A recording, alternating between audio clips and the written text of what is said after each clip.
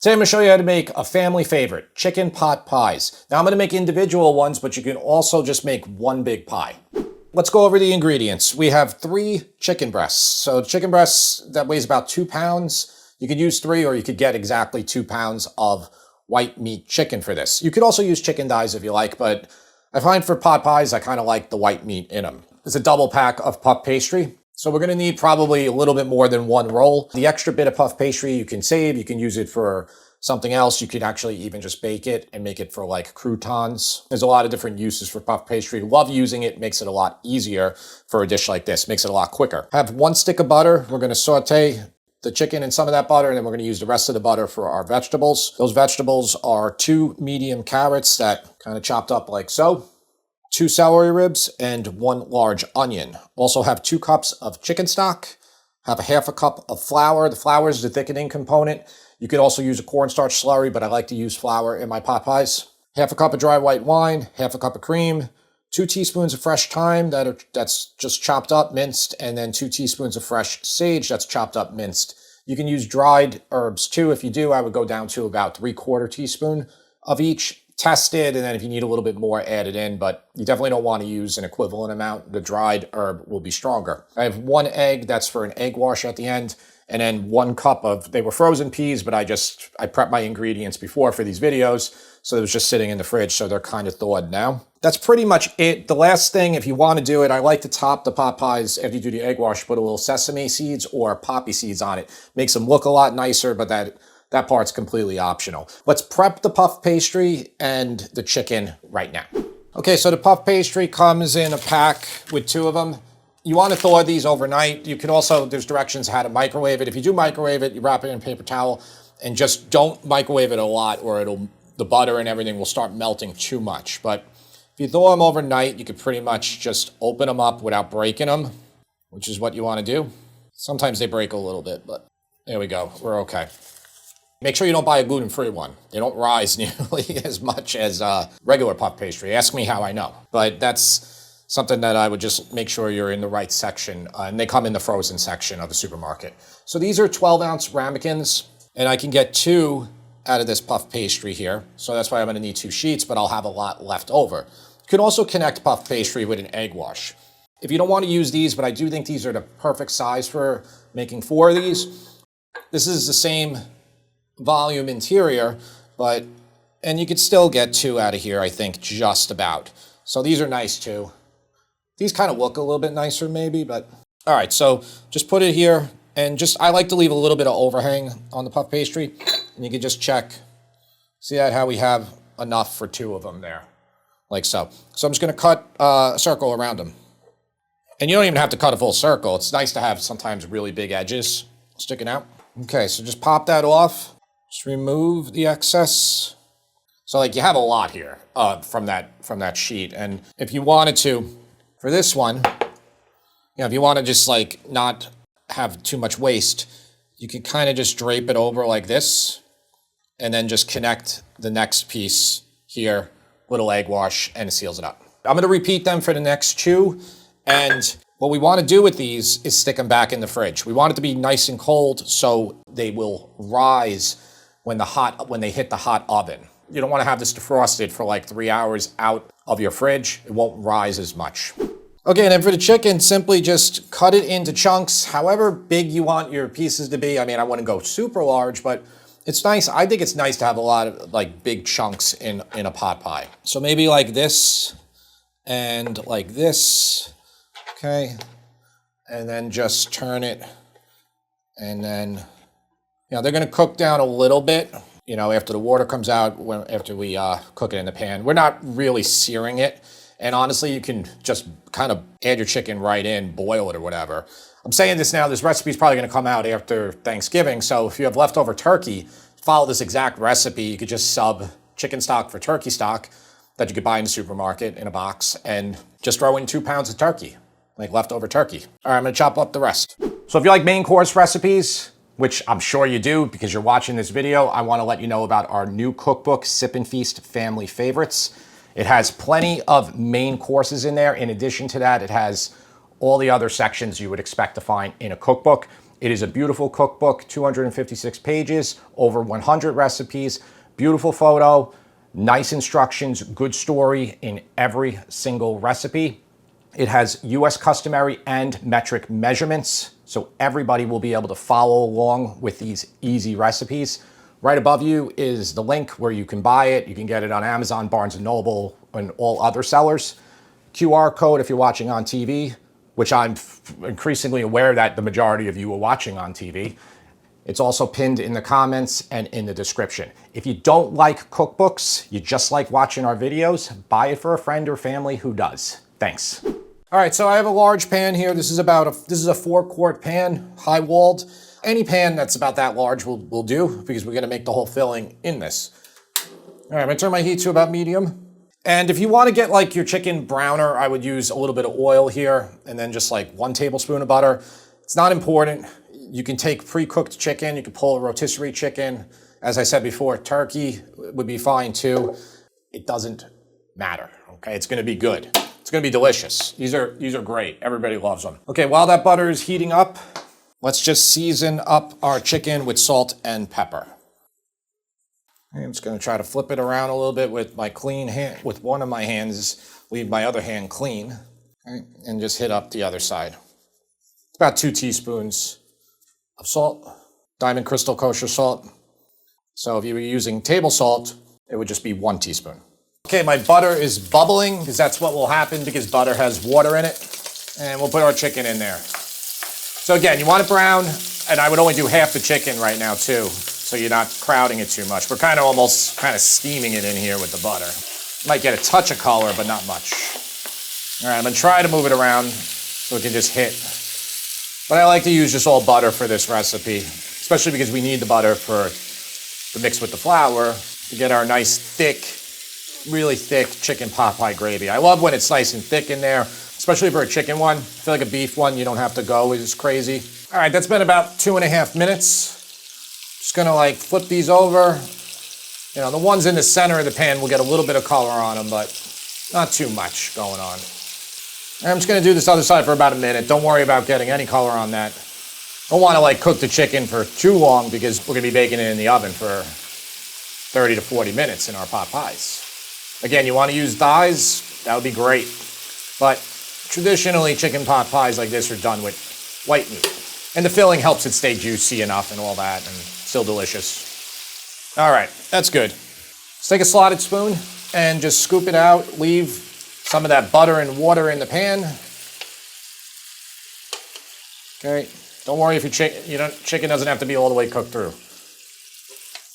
Add the onion, all that onion. Okay, that's 1 large onion that's diced. Add the remaining butter. Okay, so we're using a stick of butter or 113 grams for this dish. It's not too much though per person, because you're getting 4 out of it, so it's about 2 tablespoons per person. It's not a health channel, you know?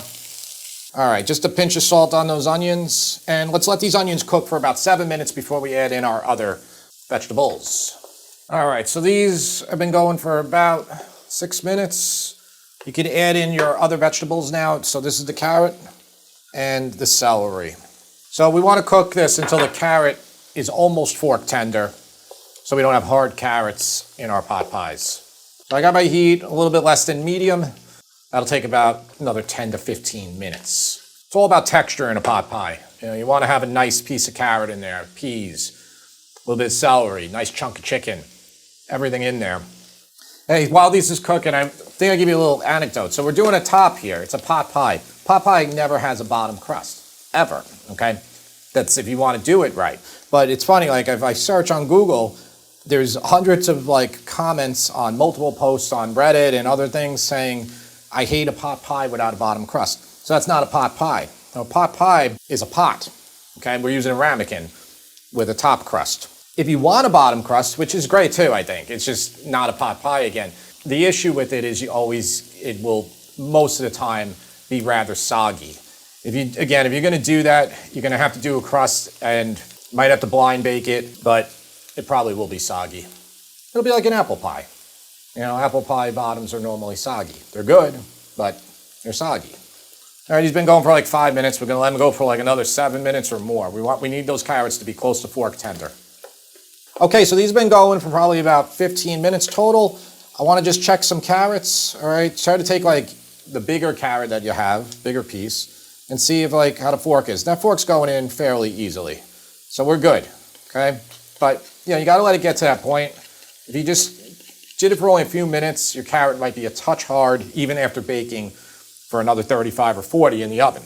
All right, so this is a half a cup of flour, or roughly 67 grams. And just cook it around, let it absorb all that butter, all that fat, and just cook it until there's no more white spots. Okay, you're just gonna have a clumpy mess right now. So now you can add in the half cup of dry white wine, 2 cups of chicken stock. Don't even worry about cooking that wine out, it doesn't matter, okay? It's gonna give nice flavor to it, and it's gonna give a little bit more of a liquid component that we're gonna need to make our gravy not sludge thick, but it should be very thick still. You'll see what I mean. Okay, I'm putting in that cup of peas, putting in 2 teaspoons of fresh sage and 2 teaspoons of fresh thyme. Okay, and let's bring this to a simmer. And all of that clumpiness is gonna dissolve and become smooth. And you won't get clumps. You get clumps if you had super hot stock, you would get clumps, but use cold stock, room temperature, doesn't matter. You see how thick this is? Okay, super thick. That's what we want. You lower it to about medium here. Add in all the chicken back and the juice, the accumulated juices. Okay, and add in that half cup of heavy cream. Okay, we're just gonna let this simmer until it comes together into this thick gravy that's gonna stand up well when we put on our puff pastry and bake our pie. Let this simmer for about 2 minutes. If for some reason it is much thicker than this, you can just add about a half a cup of chicken stock to thin it. But I always think you're better off being on the thicker side here. And again, if you follow these ratios with the half a cup of flour and use everything that I used here, you're gonna get it, yours is gonna look exactly like this. All right, let's let that simmer for a couple minutes, then we'll do a taste test. The chicken will be cooked enough through that we can go in here and taste test everything and season it up before we make our pies, our pot pies. All right, it's been simmering for a couple minutes. I'm just gonna turn off the heat now. Let's taste this. Okay, so again, like that's the consistency there. I just really wanna taste the sauce here. Really good. I am gonna put a little bit more salt in there. By the way, I use no sodium chicken stock. When you buy it in the store, buy the boxes that are no sodium. If you use like Better Than Bouillon reduced sodium chicken base, you're gonna most likely have plenty of salt in it. You're not gonna need to add extra. I'm gonna put in some pepper too. I like a nice bit of black pepper in it. So now we're gonna put this off to the side for at least 10 minutes, but if you got time, do it for like 20 to let it cool before we put it in there. We wanna top that puff pastry and we want it to really puff when we put it in the oven. Gonna pull this off to the side, set the oven to 400 degrees Fahrenheit. I cut one for this guy, so just to make a little variety here. And you can do the same thing for yourself. And say somebody wants a much larger one, like I have, these are 12s. I'll link these. I think these are good for pot pies, though you could do a 20, like, or a 22 ounce, it would be really big. The nutrition and all this is on our site. You know, the recipe, the printable recipe is there, so you can do it step by step if you need more than the video instructions. And we also provide the nutrition info, and these are not healthy, okay? Which, this isn't a health channel, I always say. All right, so I'm just gonna spoon them all in here without making too big of a mess. If you think you don't have enough, start with like a lower amount in all of them before you come back and add your remaining filling in. But since I just made these the other day, I know I have enough.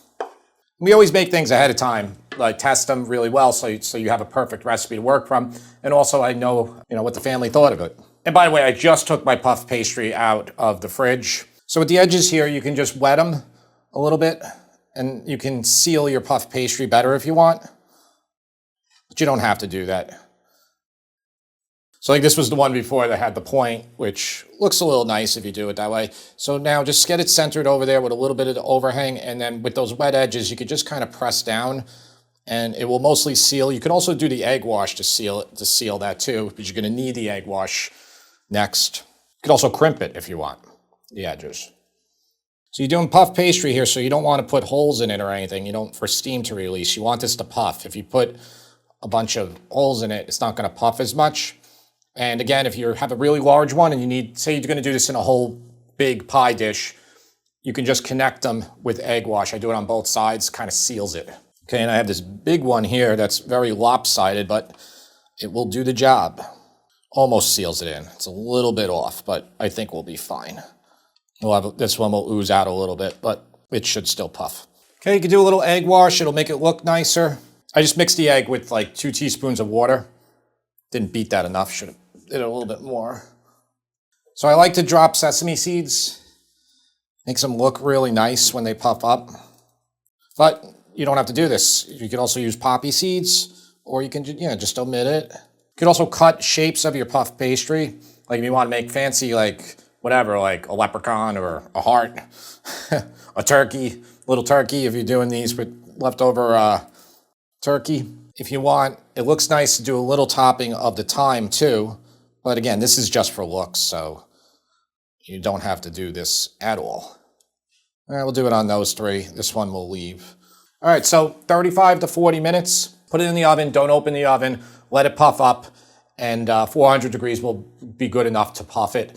If you're concerned about browning, after it puffs up, after about 20, 25 minutes, if it looks like it's browning too fast, you can just throw foil over the top. But wait till about that point so it puffs. All right, we'll be back in like 35, 40 minutes. Okay, here they are. So they all leaked a little bit, but that's okay. So they're beautiful, puffed up, nice and flaky crust top. Let them sit now for at least 15 minutes. By the way, I only did these for 32 minutes. I had my oven light on, I looked, and they don't need any longer than that. Like your filling's already cooked pretty much. They're good to go, but they can sit here for like truly an hour and a half. Like I left them out for that long the other day, and they were still nice and warm on the inside, and the crust was still flaky on top. I'm gonna give this at least 15 or 20 minutes before the taste tester comes and tries one out. It's gonna be very hot still because it's only been about 10 minutes. So I'm gonna just like break it open and let it cool down. I'm gonna take some of the top off. I'm gonna put it to the side because I wanna taste the filling first. Give it at least 20 minutes. Yeah, it's super hot right now. Yeah. So I think the last time that you made these, it was we ate them I told them we ate them an hour and a half later and they were still hot. And they were still hot. So it wasn't as like steaming. Yeah. So I'm gonna try and eat this without burning myself. I think it's really good. Carrot's tender? Mm-hmm. It's super hot. If it wasn't so hot, I would probably eat the whole thing right now. First of all, I think when we had them the other night, I enjoyed it a little bit more because it sat for a little bit and it wasn't as hot. This kind of is too hot, so I wouldn't like eat it right when it comes out. Like definitely let it sit. And as it sits, the filling gets even thicker too. Yeah. How could you not like this? I mean, it's creamy. It's got the thyme in it, which gives it that like cozy flavor. Sage as well. And then the puff pastry crust is just, I mean, you can't really go wrong with that. I love puff pastry. It's so easy. Like you just buy it in the store, it's done. Don't ever try to make your own. It's pointless. Yeah. The other thing I'll say is that I happen to really love the individual chicken pot pies more than like if you get like a big pot pie from, I don't know, does Costco sell a pot pie? I mean, yeah, Costco sells a pot pie. It's a like where have we had like a giant pot pie? Actually, Costco has a great deal on their pot pies. Like it's a tremendous thing. It could probably feed. It's all pies at Costco. It's their sweet pies too. Their apple pie around Thanksgiving, pumpkin. You can actually try to buy the ingredients from Costco or a Restaurant Depot, and they will still beat you by like double on the price. But they're the best deal, and the same thing goes for the chicken pot pie, which I think they're like $20 roughly, and again, it would cost you probably $40 in ingredients to duplicate what they put in there. Yeah, but I'm still a fan of the individual ones because there's just something about sitting down with this and like knowing this is all for you. Anyway, I love it, and I think you should make it. What does it get? I'm going to give it a 10. Thank you. Because it's so good. Got the easy rater today. Just so you know, I just pulled it up on our site because we put the nutrition for every recipe, and it's accurate too, which I'm telling you, most sites are not accurate because they want to keep it low. What Tara's eating right here is 915 calories. So even though they don't look too large, they're definitely a full meal. I would serve this with green salad Yeah. And you got a full meal, a light meal, I would say. You know, you might be one of those people that needs 2,000 calorie dinner. That's too often me, but I think this is good for most people. And like I said, make them larger if you want. You know, if you double the size there, then you have a 2,000 calorie pot pie. And you could use leftover turkey. I mentioned it, yeah. Yeah, Tara wasn't sitting behind the camera today, so she had to go out a couple times. So it was just me and you today. Anyway, thanks for watching, and when you're seeing this, I hope you had a great Thanksgiving, because this will probably be up shortly after that point, and then we'll be starting on all the Christmas recipes and whatnot, which is kind of like more of our wheelhouse than the Thanksgiving stuff.